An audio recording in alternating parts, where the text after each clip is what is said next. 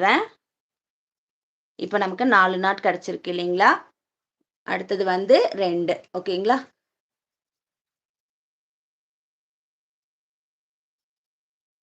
நெருப்பு சூடு வராதா? சிஸ்டர் இது எனக்கு சிரிக்கிறதா என்னன்னு தெரியல. அதாவது ஒரு அகல் விளக்கு போட்டிருக்கோம்.